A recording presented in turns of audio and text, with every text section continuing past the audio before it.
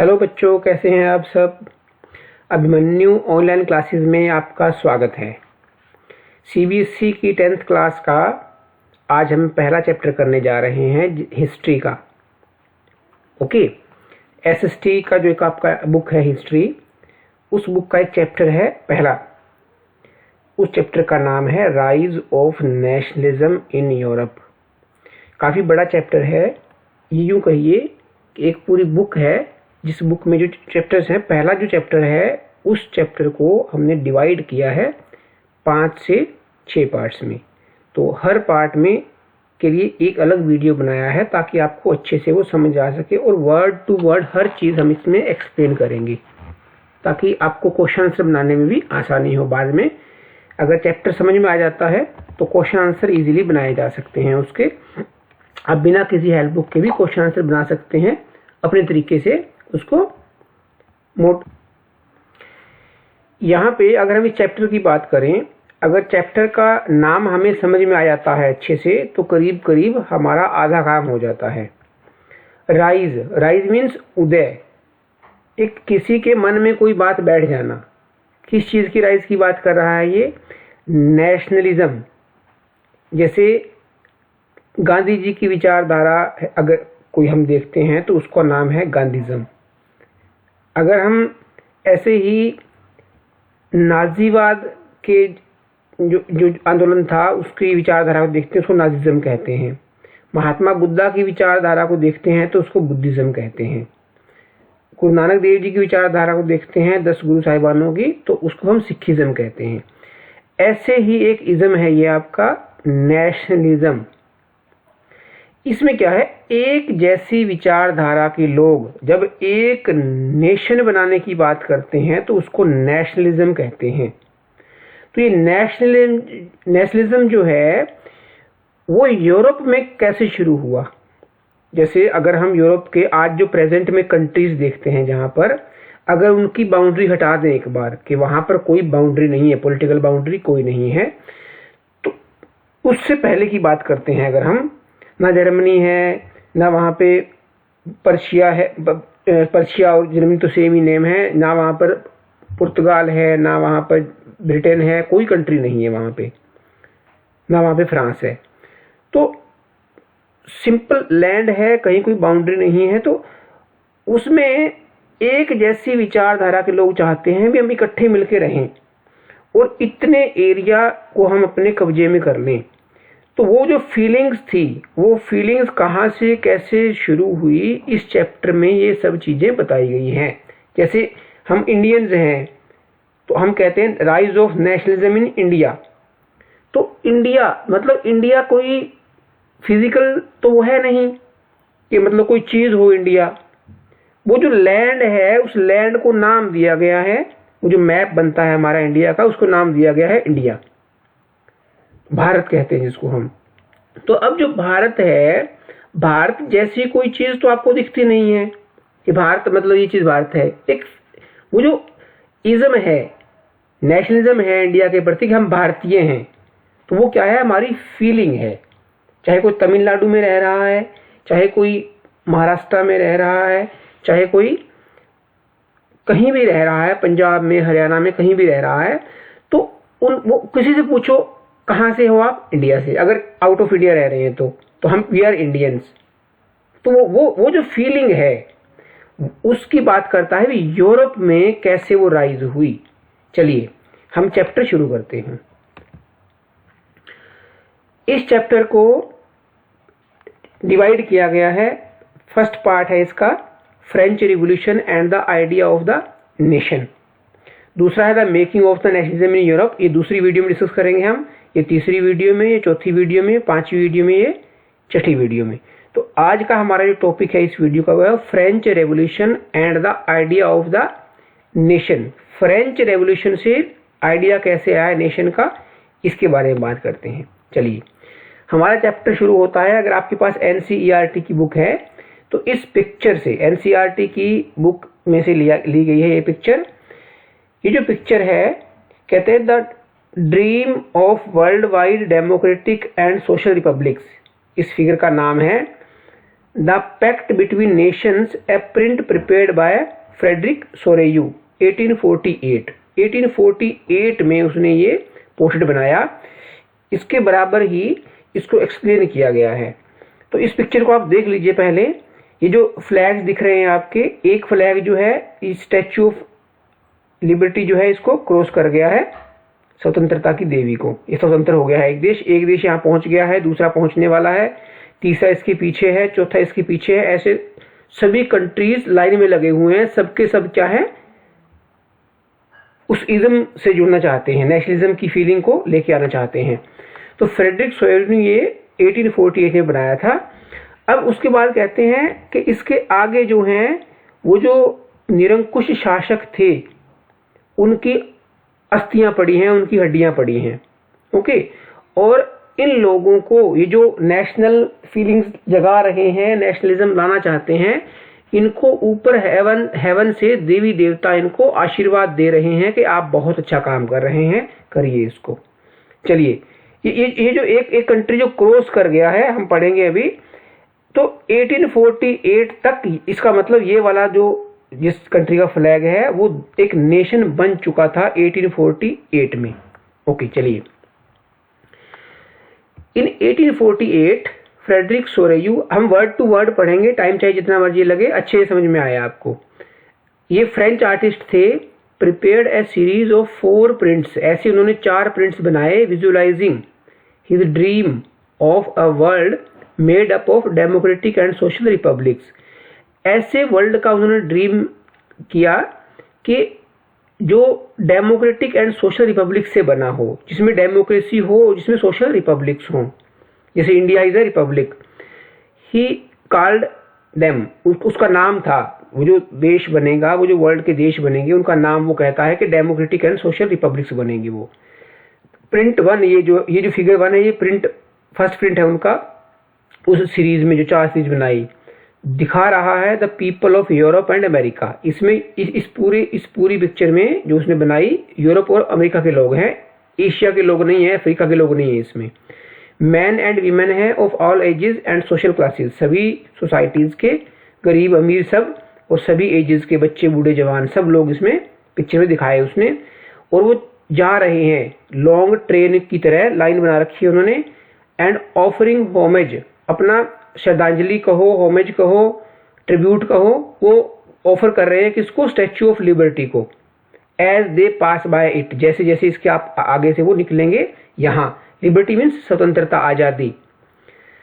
As you would recall, आप अगर याद करो, artist of the time of French revolution, जो आपने 9th क्लास में पढ़ा था, personified liberty.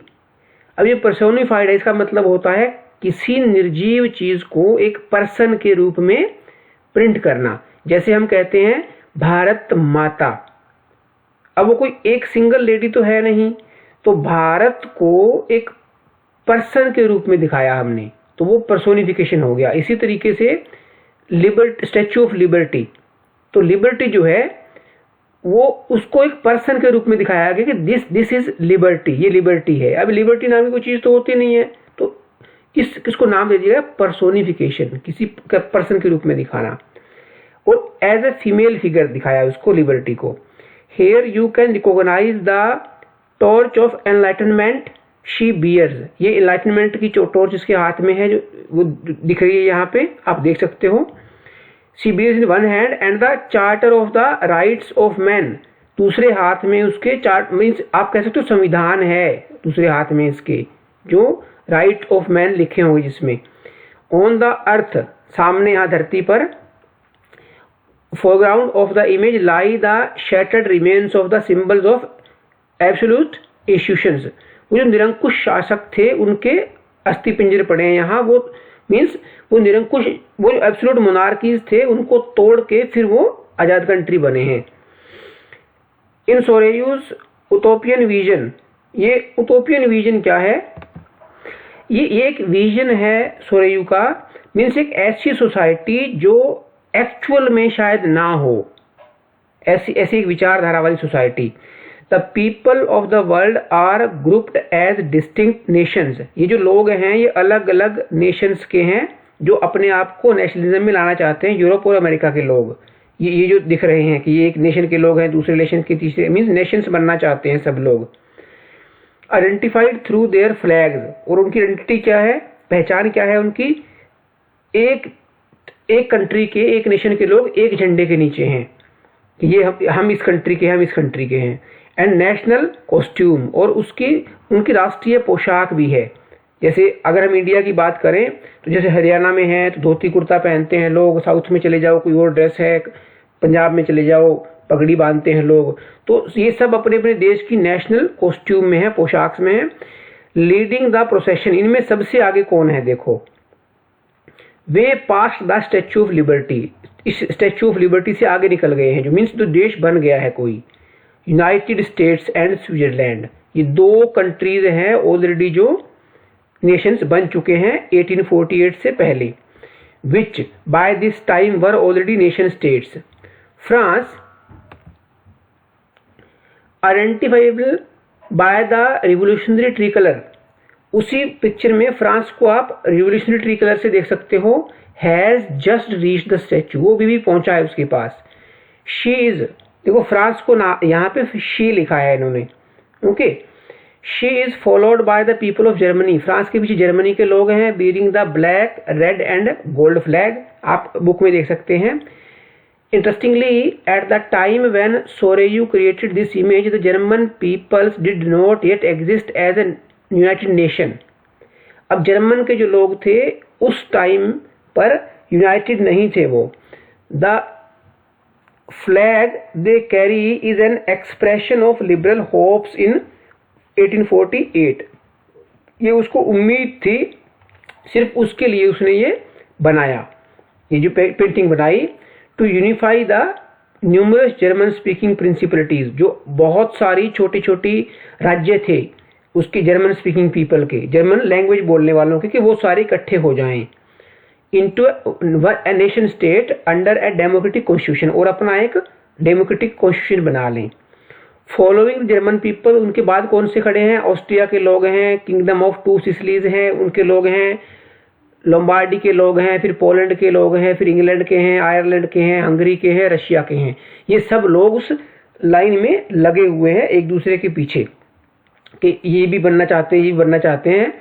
From the heavens, ऊपर देखो अगर तो क्राइस्ट और सेंट्स जो हैं और एंजल्स जो हैं वो गेज में झांक रहे हैं, देख रहे हैं उनको, अपॉन द सीन, इस पूरे सीन को।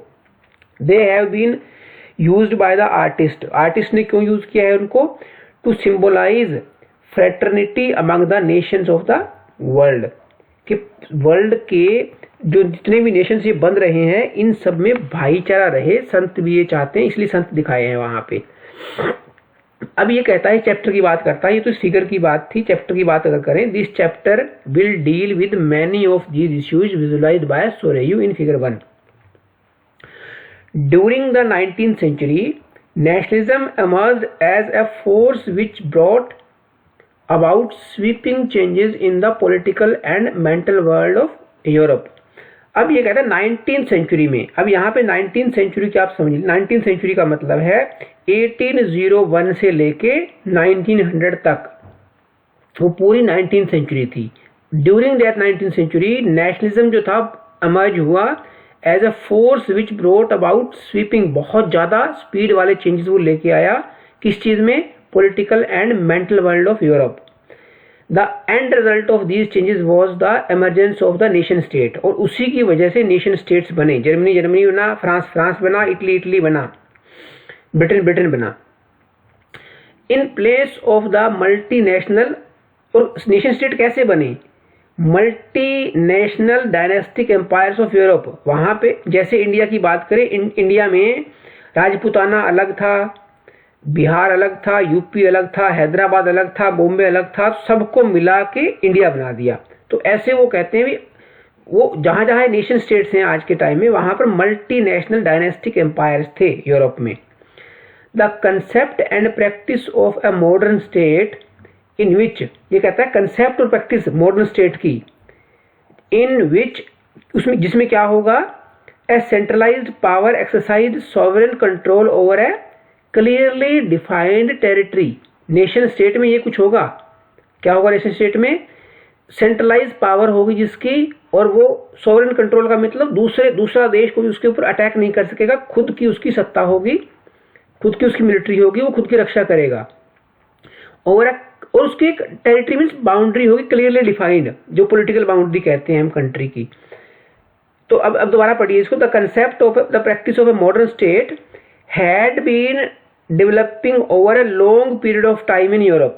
ये जो कंसेप्ट था ये काफी टाइम से चला आ रहा था यूरोप में।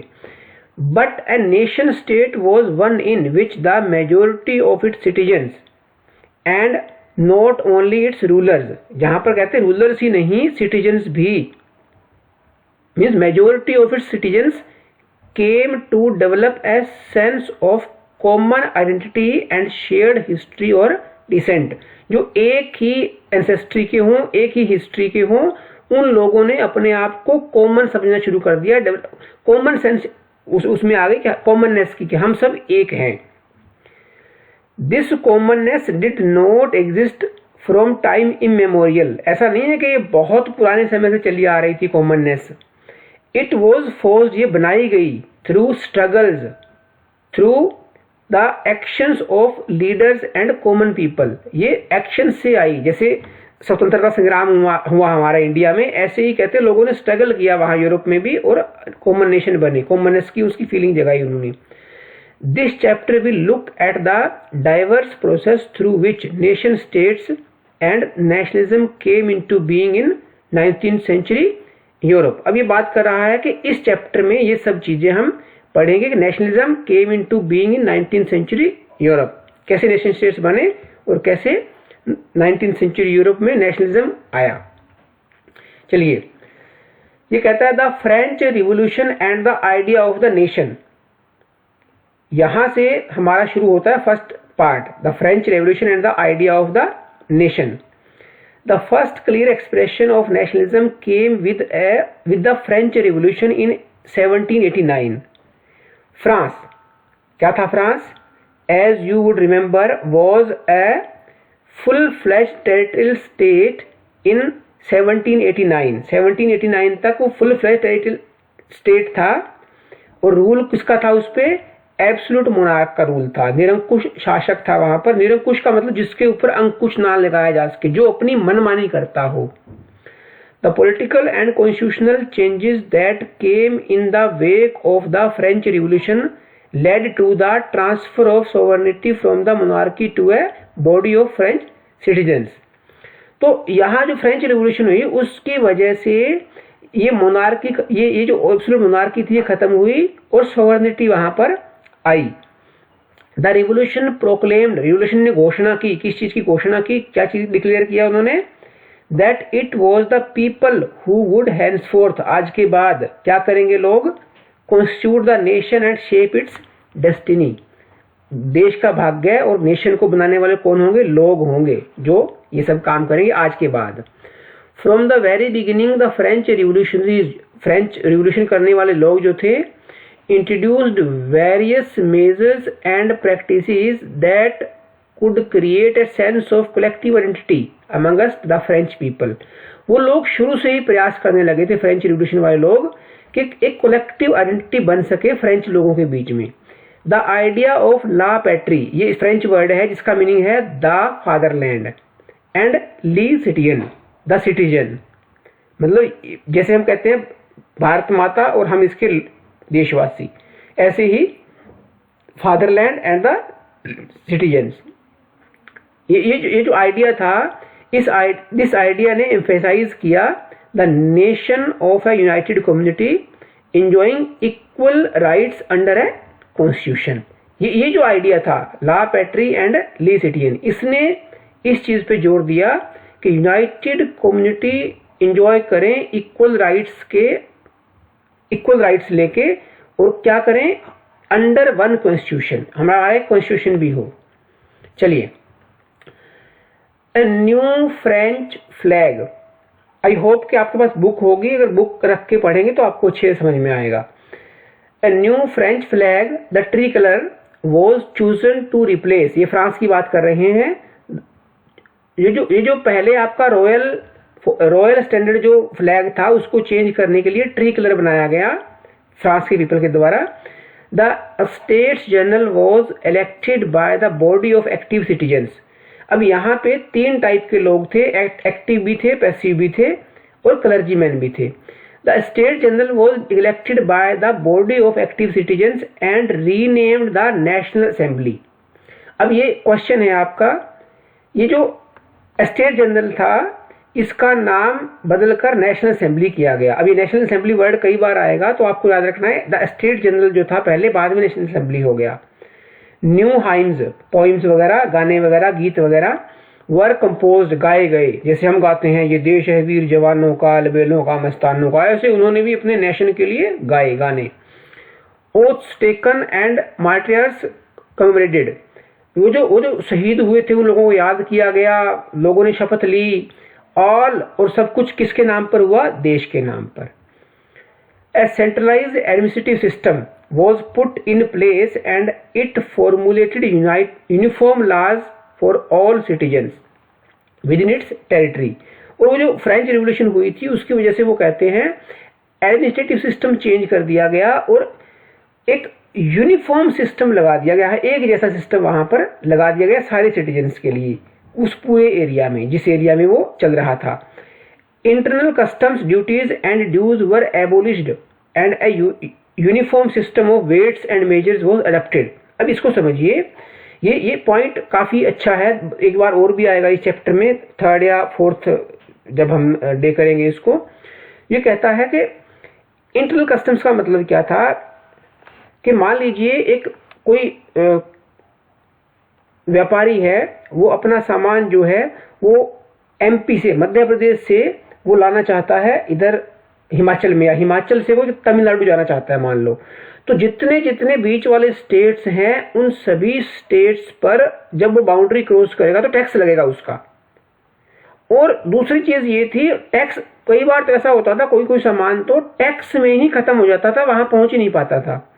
अब ये कहते हैं वेट्स एंड मेजर्स, जैसे मान लीजिए 1 किलो का कोई वेट है, 1 किलो के वेट का अभी तो स्टैंडर्ड वेट है 1 किलो, उस टाइम जो हिसाब किताब था वो हो सकता है उसके अकॉर्डिंग, वो जो छोटे छोटे राज्य थे, एक स्टेट में कोई अलग है, दूसरे स्टेट में अलग है, तीसरे स्टेट में अलग है, तो उसको यूनिफॉर्म कर दिया गया कि सभी स्टेट्स में एक रहेगा। इसी तरीके से मीटर का पैमाना था जो, अब मान लो अभी तो हमें कहते हैं मान लो 1 मीटर, तो उस टाइम पे सबके अलग अलग नाम थे कि कपड़ा इतना, 1 मीटर का मतलब कहीं किसी कंट्री में कुछ था, किसी नेशन में कुछ था, वो जो छोटे छोटे राज्य थे उनमें अलग अलग सिस्टम था मेजरमेंट का और वेट्स का, और उसको यूनिफॉर्म कर दिया गया। रीजनल डायलेक्ट्स, वो जो बोलियां थी, देसी बोलियां थी जो, were discussed and French became the common language of the nation. क्यों कॉमन हो गई? As it was spoken and written in Paris, क्योंकि पेरिस में यही लिखी और बोली जाती थी। चलिए, The revolutionaries further declared that it was the mission and the destiny of the French nation to liberate the people of Europe from despotism। यहाँ despotism का मतलब वही जो निरंकुश शासक था, उसी से लिया गया है। In other words, to help other peoples of Europe to become nations। अब ये फ्रांस का जो नेशन है वो कहता है कि हम तो अपना नेशन बना ही चुके हैं, बना ही रहे हैं, हम यूरोप के दूसरे लोगों को भी इस डिस्पोटिज्म से आजाद करेंगे और उनको भी नेशंस बनाएंगे। When the news of the events in France, France के जो क्रांति हुई वहां पे, वो जो न्यूज फैली, reached the different cities of Europe, students and other members of educated middle classes began setting up Jacobin clubs। अब जैसे यहाँ इंडिया में हम बात करें, अगर आप अच्छे से समझेंगे, जैसे क्लब क्रांतिकारियों ने अपने क्लब बनाए थे, ऐसे ही वहां पर जैकोबिन क्लब्स बनाने शुरू कर दिए। किन लोगों ने? जो यूरोप के स्टूडेंट्स थे और members of educated middle class के लोग थे, तो उन्होंने फ्रांस की खबर सुन के यूरोप के बाकी हिस्सों में ये काम करना शुरू कर दिया। और उनकी जो एक्टिविटीज थी और जो कैंपेन्स थे, prepared the way for the French आर्मीज which moved into Holland. अब यहाँ फ्रेंच आर्मी जो है वो यूरोप से हॉलैंड की तरफ चली। तो ये जो जैकोबियन क्लब्स थे, जैकोबियन क्लब्स ने, अच्छा यहाँ पे बीच में एक बार बता दूं आपको, when the news of the events in France reached the different cities of Europe, students and other members of educated middle classes began setting up Jacobean clubs।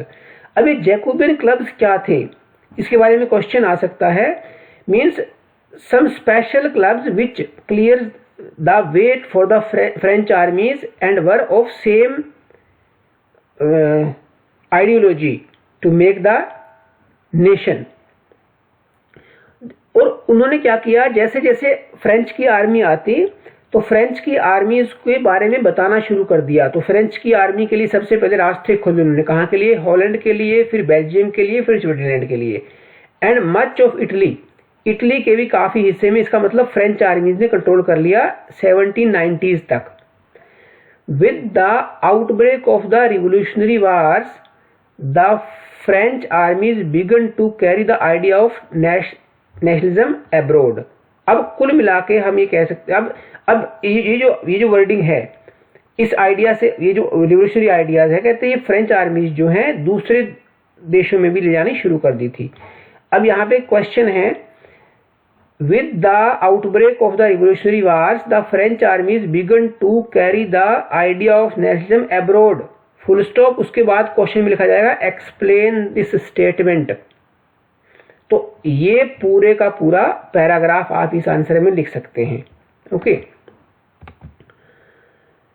With in the wide swath of territory that came under his control, वो उसका के control में जो भी आया French आर्मीज के, Napoleon वहां पे नेपोलियन ने क्या किया, set about introducing many of the reforms that he had already introduced in France. France में जो रिफॉर्म्स नेपोलियन ने किए वो सारे के सारे जहां जहां उसकी आर्मी गई वहां भी करने शुरू कर दिए रिफॉर्म्स उसने। Through a return to monarchy Napoleon had no doubt. अब हुआ तो क्या है, देखो उसने मोनार्की फिर से ला दी नेपोलियन ने, क्योंकि नेपोलियन राजा बन गया। उधर जो राइटर कह रहा है, through a return of monarchy Napoleon had no doubt, कोई संदेह नहीं इसमें कि नेपोलियन ने क्या किया, destroyed democracy in France. But in the administrative field he had incorporated revolutionary principles in order to make the whole system more rational and efficient। Administrative system उसने बहुत अच्छा कर दिया। अब ये भी क्वेश्चन है, through a return to monarchy Napoleon had no doubt destroyed democracy in Europe, full stop, explain the statement. तो ये जो यहां से आपका आंसर शुरू होगा, यहां से लेके, और ये आंसर आपका यहां तक चलेगा, यहां तक ड्यूज तक। ओके, ये 5 मार्क्स का क्वेश्चन है। उसने एडमिनिस्ट्रेटिव फील्ड में बहुत ज्यादा सुधार किए। द सिविल कोड ऑफ 1804, ये क्वेश्चन भी आ सकता है, what was the civil code of 1804। इसको नेपोलियनिक कोड भी कहते हैं। Did away with all privileges based on birth. पहले क्या होता था, राजा का बेटा राजा बनेगा, कोई अगर वकील है, जैसे हम कहते हैं आज के टाइम में कोई वकील है तो वकील का बेटा वकील बनेगा, ऐसा तो नहीं होता ना। तो ऐसा ही उसने किया कि अगर कोई राजा है तो जरूरी नहीं उसका बेटा राजा बनेगा। एस्टैब्लिश्ड इक्वलिटी, उसने equality before the law and secured the right to property, ये सब कानून उसने बनाए। दिस कोड, ये नेपोलियनिक कोड है, was exported to the regions under French control. French control में जितना भी एरिया था उस सारे में ये कोड लगा दिया गया, लागू कर दिया गया। In the Dutch Republic, Denmark जो है, स्विट्जरलैंड जो है, इटली जो है, जर्मनी जो है, नेपोलियन इन सब जगहों पर सिंप्लीफाइड एडमिनिस्ट्रेटिव डिविजन्स, एडमिनिस्ट्रेटिव का सारा काम उसने सही कर दिया, वहां पर सिंपल कर दिया।